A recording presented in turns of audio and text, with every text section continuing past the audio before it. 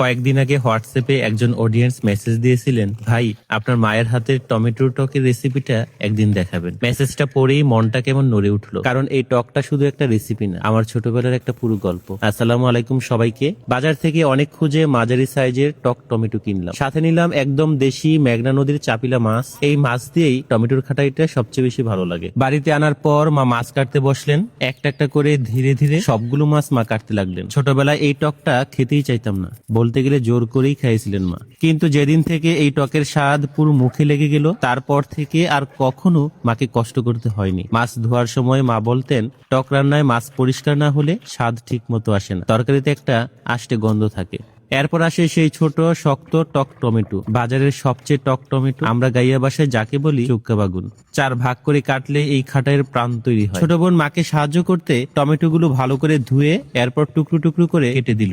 এটা যেহেতু টমেটোর খাটাই বা টক, তাই টমেটো একটু বেশি দিতে হয়। এইদিকে নানি কাটতে বসলেন দেশি লাল আলু, পাতলা খোসা ছাড়িয়ে বা খোসা সহই কাটা। মা বলেন, খোসা থাকলেই খাটাইয়ের স্বাদ গভীর হয়। ছোট আলুটাকে 2 টুকরো আর বড়টাকে 4 টুকরো করে কাটলেন। পেঁয়াজ খুব অল্প, কারণ এটা পেঁয়াজের রান্না না, এটা টমেটোর খাটাই, তাই ঘ্রাণের জন্য যতটুকু প্রয়োজন ততটুকুই দিলেন। চুলায় বসালেন হাঁড়ি, এরপর অল্প তেল দিলেন। তেল গরম হলে দিলেন পেঁয়াজ কুচি। নেড়ে চেড়ে হালকা ভাজার পর হলুদ, মরিচ ও লবণ। 1.5 চামচ মরিচ গুঁড়ো, 1 চামচ হলুদ গুঁড়ো আর স্বাদ মতো লবণ, সবই মায়ের হাতের আন্দাজে। এরপর আলু দিয়ে কষানো হবে। নেড়ে মশলার সাথে মিশিয়ে ঢাকনা চাপা দিলেন। আলুটা প্রায় 50% সেদ্ধ হলে টমেটো ঢুকে হাঁড়িতে।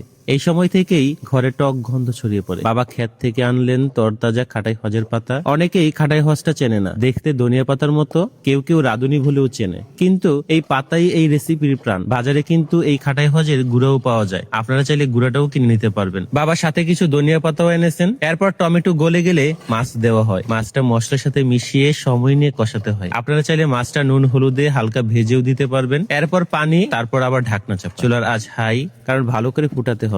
ঢাকনার ভেতর তখন ফুটার শব্দ, এই শব্দটাই খাটাইয়ের ডাক। অনেকক্ষণ ফুটানোর পরই এটা খেতে ভালো লাগে, তা না হলে পানসে পানসে লাগবে।